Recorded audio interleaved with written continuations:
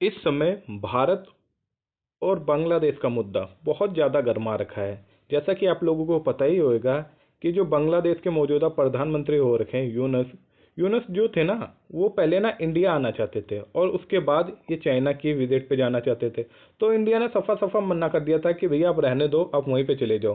कुल मिला के ये फंडिंग के लिए इंडिया के अंदर आना चाहते थे, तो जिस पे इंडिया ने सफा सफा इनसे इनकार कर दिया था, क्योंकि चाइना और पाकिस्तान के साथ इनकी नज़दीकियाँ बहुत ज़्यादा बढ़ती जा रही हैं। और अब तो संभावना ये भी जताई जा रही है कि इनकी जो सरकार है ना, उसमें सत्ता परिवर्तन हो सकता है, यानी फिर से वापस शेख हसीना जी की सरकार आ सकती है। अब बांग्लादेश ने और नया ट्विस्ट दे दिया है। क्या ये इंडोनेशिया की तरह अपनी राजधानी बदल रहा है? इससे भारत पे क्या फर्क पड़ेगा और भारत का ये पड़ोसी ऐसा क्यों कर रहा है देश? तो सब कुछ जानने वाले हैं, क्या मुद्दा हो रखा है, क्यों चर्चा में आ रखा है। उससे पहले आपसे रिक्वेस्ट रहेगी, अगर चैनल पर नए हों तो प्लीज़ सारथी स्टडी पॉइंट को जरूर सब्सक्राइब कीजिए। चलते हैं टॉपिक पे, चर्चा में क्यों आ रखा है। प्रस्तावित राजधानी बदलाव की पृष्ठभूमि। इंडोनेशिया ने अपनी राजधानी जकार्ता से नुसांतारा शिफ्ट करने का फैसला किया था, जिसका मुख्य कारण जकार्ता में बढ़ती भीड़भाड़, जलवायु परिवर्तन और डूबते शहर की समस्या थी। इस तर्ज पर भारत का एक पड़ोसी देश भी अपनी राजधानी बदलने की योजना बना रहा है, जिसका क्या नाम हो रखा है, वो बांग्लादेश हो रखा है। प्रमुख बिंदु क्या हो रखे हैं? भारत के पड़ोसी बांग्लादेश में राजधानी बदलने की मांग जोर पकड़ रही है। इसका प्रमुख कारण राजधानी ढाका में लोगों की दैनिक जरूरतों को पूरा नहीं हो पाना है, यानी जो डेली का जो रूटीन हो रखा है, डेली का जो काम काज हो रखा है, वो पूरा नहीं हो पा रहा है। ये एक ऐसा शहर है जहां 306 स्क्वायर किलोमीटर में 1 करोड़ से ज़्यादा लोग रहते हैं, यानी बहुत ज़्यादा भीड़ भाड़ वाला इलाका हो रखा है। इनमें से 80% जो से ज़्यादा आबादी गरीब रेखा के नीचे गुजर बसर कर रही है। यानी अगर आप लोग इंडिया की कैपिटल में देखोगे जाके ना, तो वहाँ पे आप लोगों को रिचेस्ट लोग मिल जाएंगे, बंदे मिल जाएंगे, और बड़ी बढ़िया कंपनियाँ, मतलब दुनिया भर के बहुत ज़्यादा ताजो सामान मिल जाएंगे। राजधानी बदलाव के पीछे मेनली कारण क्या हो रखा है? भीड़ भाड़ और अव्यवस्थित शहरीकरण हो रखा है। प्राकृतिक आपदाओं का खतरा बताया जा रहा है। आर्थिक और प्रशासनिक विकेंद्रीकरण की समस्या भी बताई जा रही है। जनता क्यों परेशान हो रखी है इससे, और इसी वजह से संभावनाएं बताई जा रही हैं कि जो यूनिस की जो सरकार हो रखी है मौजूदा समय में, इसमें भी ना चेंजेस आ सकते हैं, और यानी कि दोबारा से शेख हसीना जी की सरकार वापस आ सकती है। अगर शेख हसीना जी की सरकार आती है तो इंडिया के साथ उनके संबंध बहुत ज़्यादा अच्छे हो जाएंगे। असुरक्षा और अनिश्चितता की बात बताई जा रही है, इसके वजह से लोग परेशान हो रखे हैं। दूसरी बात, सांस्कृतिक और विरासत की चिंता हो रखी है, यानी ऐतिहासिक राजधानी छोड़ने का भावनात्मक असर पड़ेगा। नए शहर में सुविधाओं की कमी की बात बोली जा रही है, जैसे कि स्वास्थ्य, शिक्षा, परिवहन जैसे बुनियादी सेवाओं की उपलब्धता पर संदेह भी किया जा रहा है। इसी वजह से जो वहाँ की जो जनता हो रखी है वो एक तरीके से बहुत ज़्यादा चिंतित अवस्था में हो रखी है, और वो इनकी सरकार को जल्द से जल्द हटाने की मांग कर रही है। इसी वजह से ये संभावनाएं लगाई जा रही हैं कि शेख हसीना जी की सरकार आ जाएगी। क्योंकि देखो भैया, आप लोग राजधानी तो चेंज कर दोगे, लेकिन राजधानी चेंज कर दोगे उससे कुछ लगाव भी तो रहता है, जैसे कि सांस्कृतिक विरासत की चिंता होती है। ऐतिहासिक राजधानी छोड़ना भावनात्मक असर हो सकता है। और नए शहर जो, अगर आप लोग नई राजधानी बनाओगे तो वहाँ पे स्वास्थ्य की सुविधाएं, शिक्षा की, परिवहन जैसी सुविधाएं, और फिर बुनियादी तुम्हें और भी ढांचा व्यवस्था करनी पड़ेगी। तो इसी वजह से लोग वहां से बहुत ज्यादा पीड़ित हो रखे हैं। रहने लायक नहीं बचा है ढाका, ये भी बात बोली जा रहा है। ढाका ट्रिब्यूनल रिपोर्ट के अनुसार अब ढाका के स्थानीय लोग भी इस शहर को रहने लायक नहीं मान रहे हैं। रिपोर्ट स्थानीय नागरिक शहर को लेकर काफी परेशान कर रही है। उनका मानना है कि ये शहर अब रहने लायक नहीं रहा है। हम यहाँ सिर्फ काम करने के लिए रहते हैं, अन्यथा हम बहुत पहले ही से छोड़ के चले जाते। यानी लोग मजबूरन रह रहे हैं। आप लोग देख सकते हैं कितना ज्यादा भीड़ भाड़, ट्रैफिक जैसी समस्याएं देखने को मिलती हैं। सार्वजनिक परिवहन की समस्याएं, यह स्थिति देख लेते हैं। रिपोर्ट के अनुसार ढाका का सार्वजनिक परिवहन अक्सर इतना भीड़ भाड़ वाला होता है कि यात्रियों को मुश्किल से खड़े होने की भी जगह मिलती है। सड़कों पर पैदल चलना भी मुश्किल हो रखा है। इस वजह से और ज्यादा समस्याएं आ रही है। थम रही है ढाका की धड़कन। अब धड़कन क्यों थम रही है ढाका की, समझते हैं। जिस तरह एक डॉक्टर बता सकता है कि मरीज की धड़कनें कब धीमी हो रही हैं, उसी तरह ढाका की हालत भी ठीक नहीं हो सकती है। भारी निवेश के बावजूद कोई सुधार नहीं हुआ है। शहर गैर जिम्मेदार हो गया है, ये बात बताई जा रही है, और इसी वजह से ये लोग चेंजेस करने की बात कर रहे हैं। सरकार का रुख और संभावित असर क्या हो रखा है। सरकार का कहना है नई राजधानी देश के विकास के लिए जरूरी है, इससे अर्थव्यवस्था में तेजी आएगी, प्रशासन को और अधिक प्रभावी बनाया जा सकेगा। हालांकि जनता की चिंताओं को ध्यान में रखते हुए सरकार ने आश्वासन दिया है कि उनका पुनर्वास सही तरीके से किया जाएगा, क्योंकि पुनर्वास की भी समस्या बहुत बड़ी हो सकती है। ढाका का कैसा हुआ है बेड़ा गर्क। समझते हैं कि बेड़ा गर्क कैसे हो गया है। जहांगीरनगर विश्वविद्यालय में शहरी और क्षेत्रीय योजना के प्रोफेसर डॉक्टर अख्तर महमूद ने ढाका के खतरनाक जनसंख्या घनत्व पर प्रकाश डाला है। उन्होंने कहा कि ढाका केवल 300 वर्ग किलोमीटर में फैला हो रखा है, लेकिन इसमें जो लगभग 15 से 20 मिलियन लोग रहते हैं। हालांकि आधारिक आंकड़ों के हिसाब से 10.6 मिलियन लोग दावा करते हैं कि वो यहाँ पे रहते हैं, जो कि गलत बताया जा रहा है। उन्होंने कहा 48,000 लोगों के प्रति वर्ग किलोमीटर के साथ ढाका दुनिया के सबसे घनी आबादी वाली राजधानी हो रखा है। आदर्श रूप से एक शहर में प्रति एकड़ 200 से अधिक लोग नहीं होने चाहिए, लेकिन लाल बाग जैसे कुछ क्षेत्रों में ये 600 तक पहुंच चुका है। इसी वजह से ये संभावनाएं संकेत बताए जा रहे हैं। कौन सा शहर बन सकता है ढाका का विकल्प, ये समझ लेते हैं। इस समस्या का समाधान करना आसान नहीं हो सकता। नौकरी, शिक्षा, स्वास्थ्य सेवाओं के लिए लोग ढाका आते हैं।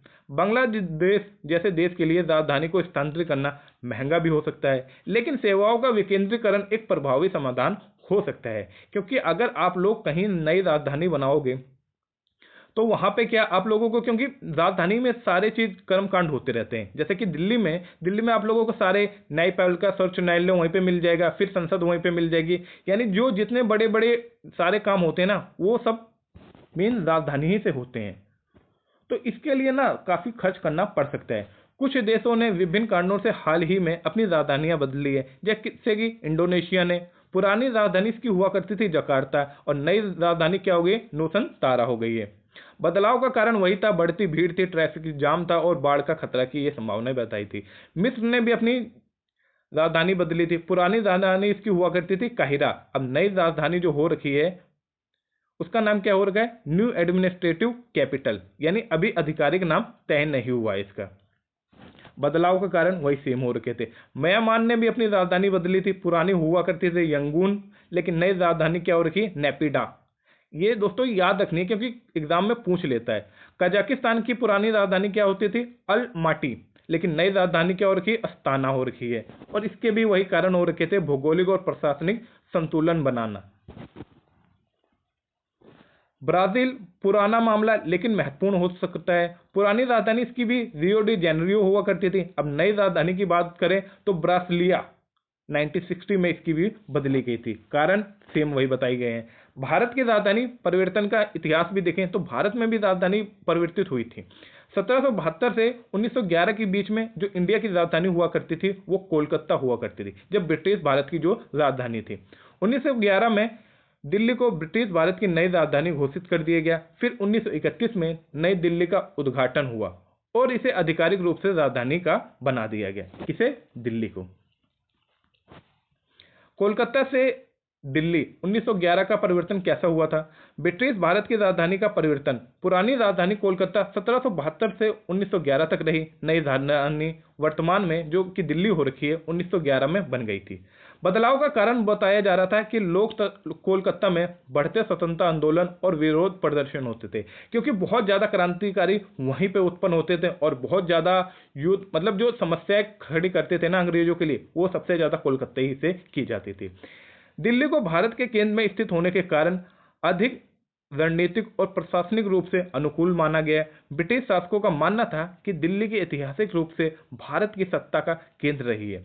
1911 में ब्रिटिश सम्राट किंग जॉर्ज पंचम ने दिल्ली दरबार में इस बदलाव की आधिकारिक घोषणा कर दी।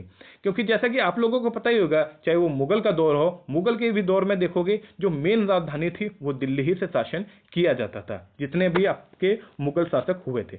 दिल्ली को राजधानी बनाने के लिए क्या किया गया, तो नई दिल्ली का निर्माण ब्रिटिश आर्किटेक्ट एडविन लुटियंस और हर्बर्ट बेकन ने दिल्ली को डिजाइन किया था। यानी किसने, एडविन लुटियंस और हर्बर्ट बेकन ने इसे डिजाइन किया था दिल्ली को।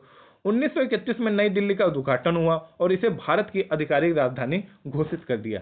तो आप लोग देख सकते हैं किस तरीके से क्रम चला था इंडिया की राजधानी परिवर्तन का। भारत की स्वतंत्रता के बाद 1947 में, वर्तमान में क्या हुआ था, तो 1947 में स्वतंत्रता के बाद भी दिल्ली राजधानी बनी रही। संविधान लागू होने के बाद 1950 में इसे औपचारिक रूप से संप्रभु गणराज्य की राजधानी घोषित कर दिया गया। क्योंकि आप लोग जानते होंगे जब 1947 में अपना देश आजाद हुआ था, उस समय इंडिया पूरी तरीके से संप्रभु नहीं था। उसके बाद जब ये संप्रभु हो गया तो एक तरीके से हम लोगों ने क्या बोल दिया, औपचारिक रूप से संप्रभु गणराज्य की राजधानी घोषित कर दिया था। हालांकि समय समय पर राजधानी को बदलने की चर्चाएं होती रहती हैं, लेकिन अब तक कोई ठोस निर्णय नहीं लिया गया है। क्योंकि राजधानी बदलना कोई हलवा नहीं होता है कि मतलब जो बनाया सटक से खा लिया। इसके लिए बहुत ज्यादा इन्वेस्टमेंट, इसके लिए बहुत ज्यादा पैसे और इसके लिए बहुत ज्यादा इंफ्रास्ट्रक्चर की जरूरत होती है। क्या भविष्य में भारत की राजधानी बदल सकती है? भारत में कुछ लोगों का मानना है कि राजधानी को मध्य भारत के किसी अन्य शहर में, जैसे कि भोपाल, नागपुर या हैदराबाद में स्थानांतरित किया जाना चाहिए, ताकि विकास का विकेंद्रीकरण हो सके। हालांकि अभी तक सरकार ने इस पर कोई आधिकारिक कदम नहीं उठाए हैं। राजधानी बदलने के पक्ष में तर्क दिए जाते हैं कि अत्यधिक भीड़भाड़ और प्रदूषण। जैसे कि अगर आप लोग जानते होंगे, अगर कोई बंदा दिल्ली में रहता है तो उसे सिगरेट पीने की आवश्यकता नहीं है, उसे बिना सिगरेट पिए ही वो बीमार हो सकता है। भौगोलिक संतुलन, दिल्ली भारत के उत्तर में स्थित हो रखी है, जो कि दक्षिण, पश्चिम और पूर्वी राज्यों से दूर होती है। इसी वजह से ये जो बाकी के जो राज्य हो रखे हैं वो हताश होते रहते हैं। अगर राजधानी मध्य भारत में होगी तो प्रशासनिक संतुलन भी बना रहेगा। आर्थिक और सुरक्षा का कारण भी बताया जाता है। दिल्ली पाकिस्तान और चीन की सीमाओं के करीब हो रखी है, जिससे युद्ध या आतंकी हमलों का खतरा बना रहता है। यदि राजधानी अंदरूनी हिस्से में होगी तो इसे सुरक्षित रखना आसान हो जाएगा। विकास का विकेंद्रीकरण, नई राजधानी बनाने से देश के अन्य हिस्सों का भी विकास होगा। इससे क्षेत्रीय असमानता कम होगी और नई नौकरियों का सृजन भी होगा। राजधानी न बदलने के भी तर्क दिए जाते हैं, क्योंकि एक तरीके से हमारी इतिहास परंपरा जो जुड़ा हुआ है दिल्ली के साथ, उससे हम लोग छेड़छाड़ नहीं करने चाहते हैं। ये भारतीय राजनीतिक और प्रशासनिक का केंद्र बन चुकी है। अब बड़े पैमाने पर निवेश की जरूरत होगी, क्योंकि भैया मैंने पहले ही बता दिया कि जो राजधानी ट्रांसफर करना कोई हलवा नहीं होता है कि तुरंत करा और खा लिया। इसके लिए बहुत बड़े पैमाने पर निवेश की, पैसों की आवश्यकता होती है। यानी नई संसद बनानी पड़ेगी, सुप्रीम कोर्ट बनाने पड़ेंगे, नए मंत्रालय बनने पड़ेंगे, यानी बहुत ज्यादा खर्चे करने पड़ेंगे। लॉजिस्टिक समस्याएं आ जाएंगी, जैसे कि राजधानी स्थानांतरित करने से सरकारी कर्मचारियों को, राजनयिक मशीनियों को और अन्य संगठनों को भारी असुविधा होगी। नए शहरों में ढांचा तैयार करने से दशकों लग सकते हैं, इसमें समय भी बहुत ज्यादा लगेगा। भारत की संभावित नई राजधानी की शहर, अगर भारत की राजधानी बदली जाती है तो निम्नलिखित शहरों उपयुक्त हो सकते हैं, जैसे कि नागपुर, ये देश के केंद्र में पड़ता है और इसकी जो भौगोलिक केंद्र करीब हो रखा है भारत का। अच्छी परिवहन सुविधाएं हैं, जैसे कि रेलवे, हवाई मार्ग अब लोगों को अच्छे तरीके से मिल जाएंगे। महाराष्ट्र पहले ही से एक विकसित राज्य हो रखा है और गर्म जलवायु बुनियादी ढांचे की विकसित करने में समय लेगा। भोपाल हो सकता है, मध्य भारत का प्रशासनिक हब हो सकता है, क्योंकि ये बीचों बीच में पड़ सकता है। हैदराबाद में तेलंगाना भी हो सकता है, जो कि तकनीकी और प्रशासनिक का हब हो रखा है। यानी सबकी अपनी अपनी विशेषताएं हो रखी हैं। छत्तीसगढ़, यानी इसकी जो राजधानी हो रखी है रायपुर, नए भारत का नया केंद्र भी बन सकती है। तो टोटल ये था मुद्दा। उम्मीद करता हूँ आप लोगों को लेक्चर पसंद आया होगा। अगर पसंद आया हो तो प्लीज़ सारथी स्टडी पॉइंट को जरूर सब्सक्राइब कीजिए। माना कि वीडियो थोड़ी लंबी होगी, लेकिन जो जानकारियाँ थी आप लोगों को सारी मैंने कवर कराने की कोशिश की है। फिर मिलते हैं नेक्स्ट वीडियो में। जय हिंद, जय भारत।